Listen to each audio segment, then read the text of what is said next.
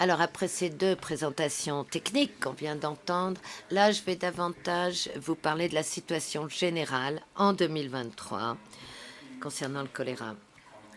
24 pays ont rapporté des cas de choléra depuis le début de l'année 2023 et 15 d'entre eux se trouvaient en Afrique. La répartition géographique du choléra s'est étendue beaucoup depuis janvier 2023. On a observé des dynamiques de transmission d'un pays à l'autre, de transmission transfrontalière assez importante, et plusieurs pays ont été affectés, mais et qui n'avaient pas connu de flambée épidémique de choléra depuis des années, comme au Liban, en Haïti, etc. Pour toutes ces raisons, l'OMS a évalué que le risque global à l'échelle planétaire de choléra était très élevé. Ce n'est pas seulement le nombre de cas qui est très élevé, le nombre de pays affectés, mais également la mortalité, le taux de létalité est très élevé de manière générale. Cette année, généralement, on mesure la mortalité en fonction du taux de létalité. Et lorsqu'on a obtenu les dernières données, eh bien, on constatait que c'était à 2% dans le monde entier, 3% de taux de létalité en Afrique. C'est le chiffre le plus élevé qu'on ait mesuré depuis 2010.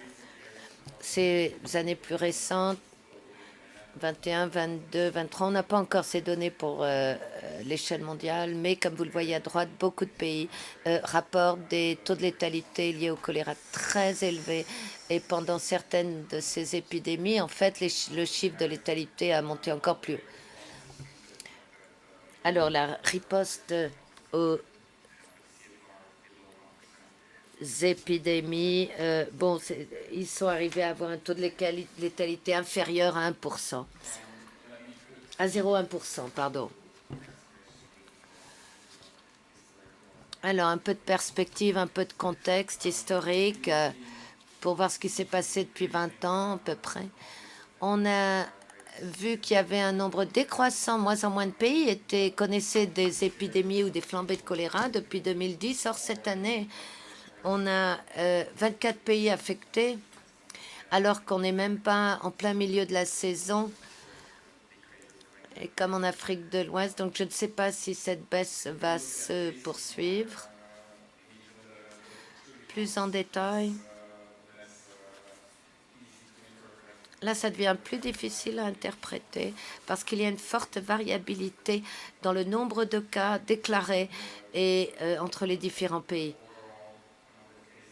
Le nombre de cas global, bien sûr, ce qui pèse là, c'est les épidémies majeures comme en Haïti 2010-2018 ou au Yémen, où ils ont rapporté des centaines de milliers de cas. Cette année, on a déjà déclaré 384 000 cas, même si les données ne sont pas encore publiées. Mais en tout cas, on ne s'attend pas à avoir une baisse dans ces chiffres impressionnants.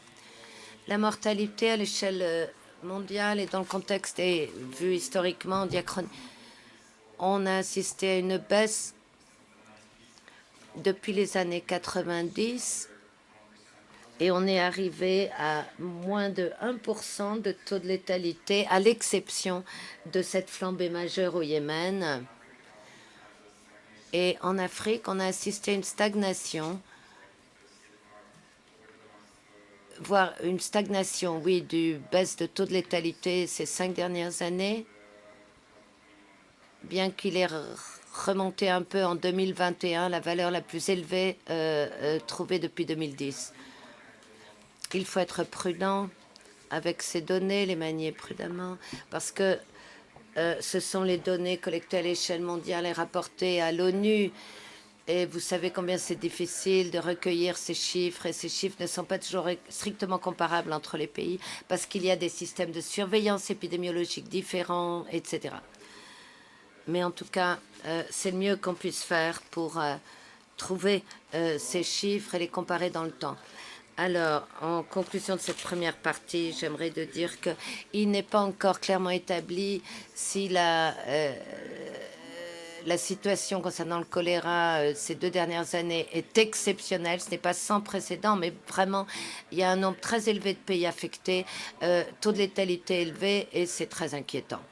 La mortalité a toujours été et reste plus élevée qu'on ne la voudrait, mais là, elle devient inacceptablement élevée, notamment en Afrique, et les outils de riposte aux épidémies se sont améliorés, ainsi que les stocks de vaccins oraux contre le choléra.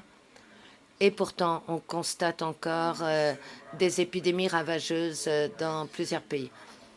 Maintenant, j'aimerais qu'on jette un coup d'œil sur les facteurs qui contribuent à cette situation épidémique. Bien sûr, il y a plusieurs facteurs qui convergent et dont on parle depuis les derniers mois, les dernières années. Il y a la lassitude du Covid, on hésite à se faire vacciner à cause du Covid, un manque de fonds, un manque d'argent dans les programmes de lutte contre le choléra. Parce que le choléra n'est pas sur les radars trop, l'absence de coordination entre les différents acteurs, le manque de ressources, des systèmes de santé, etc. Aussi les systèmes d'approvisionnement en eau défaillants. Alors on va passer en revue certaines des épidémies ou flambées les pires qu'on ait vues ces dernières années, pour voir comment les différents facteurs abordés s'inscrivent ou participent à l'aggravation de la situation. À Haïti, à Port-au-Prince, la capitale, il y a une densité de population très élevée. La violence des gangs est multipliée depuis plusieurs années. Beaucoup de troubles, d'agitation sociale, un accès limité à l'eau potable et à l'eau et l'assainissement. Ensuite, il y a pénurie de carburant, ce qui limite la mobilité et l'accès de la population aux structures de santé, ce qui a abouti au retour du choléra après qu'il ait été absent d'Haïti depuis de nombreuses années. En Syrie et au Liban, en Syrie-Liban, on n'avait pas vu le choléra depuis des années. La Syrie, c'est la guerre, cette horrible guerre depuis 10 ans. Une dizaine d'années, plus d'une dizaine d'années, beaucoup de déplacements de population, crise économique, effondrement de l'économie, surtout cette année. Tout le système de santé, les infrastructures sanitaires ont été complètement sapées, délabrées, et on a vu une épidémie, une flambée dans les camps de réfugiés en 2021. Et puis au Liban aussi. Le Malawi, c'est un des pays les plus pauvres du monde. Le choléra y est endémique. 2 cyclones ont frappé le pays. Début 2022, inondations, pluies diluviennes entraînant des déplacements de population, perturbant les réseaux d'approvisionnement en eau et d'assainissement, ce qui a conduit à l'apparition de flambées dans les provinces du Sud surtout. Et puis même chose au Nord Kivu, en République démocratique du Congo. Mes collègues ont parlé de la situation en DRC. Là encore, la pauvreté est endémique. Il y a des années, voire des décennies de conflits et d'instabilité politique. Mauvais système d'approvisionnement en eau et d'assainissement, le choléra y est endémique, la vaccination n'a été que partielle, il y a eu beaucoup de déplacements à cause des conflits et des violences. Et de ce fait, on a vu apparaître le choléra, notamment parmi les populations de personnes déplacées. Alors, j'espère que je vous ai donné un peu une idée dans toutes ces situations des facteurs aggravants. Voilà les facteurs nécessaires qui favorisent les épidémies de choléra, constituent un risque de voir des flambées. Bien sûr, il faut que la bactérie qui cause le choléra soit présente. La population doit être vulnérable. Par vulnérable, j'entends généralement le choléra s'exprime dans des populations pauvres qui n'ont pas d'accès à l'eau et à l'assainissement, faible accès aussi à des soins de santé et qui n'en demandent pas. Parce qu'elles sont très éloignées, ce sont des populations qui présentent une très faible immunité au choléra. Et tous ces facteurs combinés aboutissent à un risque de flambée cholérique. Et en plus, il y a d'autres facteurs de risque, qui renforce la vulnérabilité de ces populations. Les conflits, les violences, les déplacements de population vont contribuer au fait que les gens deviennent plus pauvres, n'ont pas accès aux structures de santé, ont renoncé, la crise économique aussi, les événements météorologiques qui peuvent impacter l'accès à l'eau et à l'assainissement. L'absence de préparation aussi peut aggraver la situation, empêcher les populations d'avoir accès aux soins. Les conséquences du Covid également vont peut-être influer. Beaucoup de gens se sont détournés des systèmes de santé, n'y font plus confiance, ne leur font plus confiance. Et tout cela contribue à une faible immunité parce que les gens refusent de se faire vacciner contre le choléra comme ils l'avaient refusé contre le Covid. La disponibilité des vaccins aussi influe.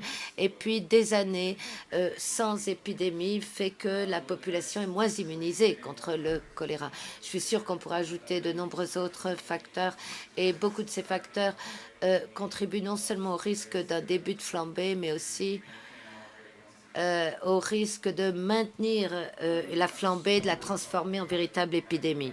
Alors, je voudrais évoquer en quelques mots le climat et son influence sur la transmission du choléra, parce qu'il y a des interactions complexes entre le choléra et les événements climatiques. Les événements climatiques peuvent accentuer ou réduire la transmission du choléra. Et j'entends par là à la fois des événements extrêmes ou saisonniers. Le changement climatique va influencer la survenue de ces événements saisonniers et extrêmes météorologiques. Cela dit, attribuer ces épidémies de choléra au changement climatique seul n'est pas possible. Alors, bien sûr, le changement climatique est une condition, n'est pas une condition ni nécessaire ni suffisante, mais ça peut être un facteur qui accentue les choses, qui y contribue. Il y a des facteurs tels que pauvreté, manque d'accès à l'eau, de bonne qualité, à l'assainissement. Tout cela, ça constitue le contexte du choléra, les conflits, les déplacements.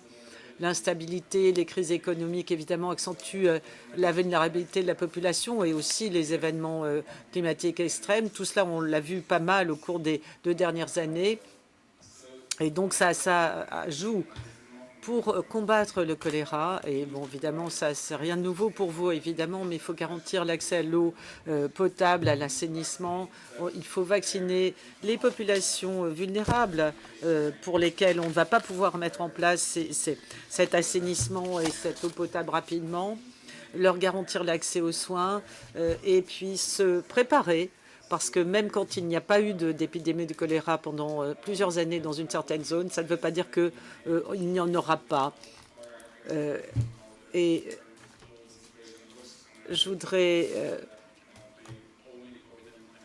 redire qu'on ne peut pas évidemment rejeter la faute uniquement sur le changement climatique et ou le Covid, mais certainement cela n'a pas arrangé les choses.